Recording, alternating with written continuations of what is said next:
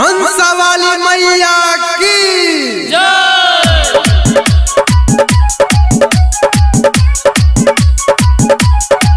Presented by MB Recording Studio, Uchait, Rajasthan.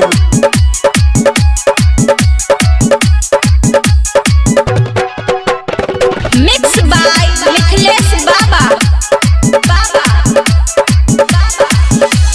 भागी गेलै पूजिया तको न कयब हम रहबै गे मैया।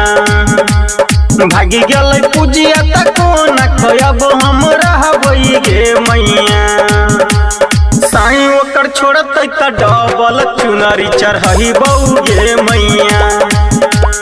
साईं ओकर छोड़तै त डबल चुनरी चढ़ैबौ गे मैया।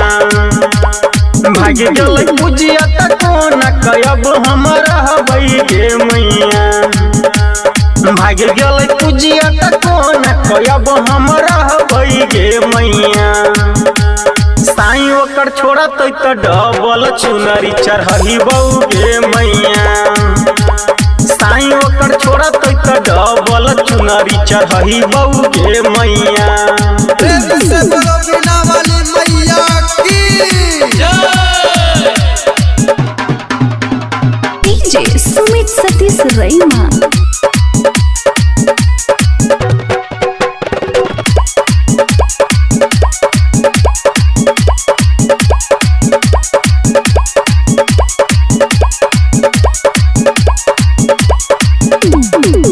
केकरा दुआरी मैया जाका हम कानी।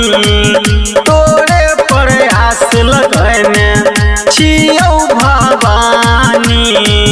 छियौ भवानी केकरा दुआरी मैया जाका हम कानी।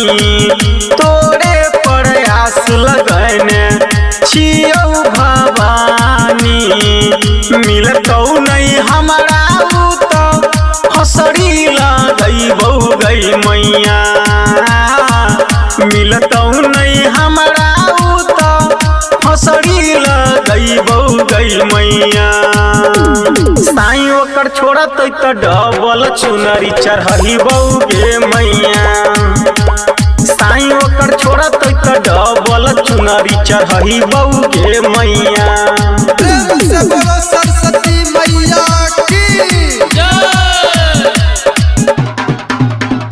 DJ Sumit Satish Raima.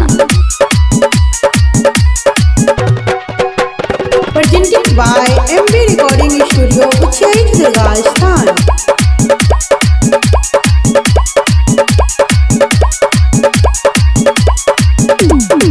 सब दिन करे लागै करै छलियौ पूजा। रोशन अनिल के मैया पूरा दही इच्छा। पूरा दही हो गई हाँ। सब दिन करे लागै करै छलियौ पूजा। रोशन अनिल के मैया पूरा दही इच्छा।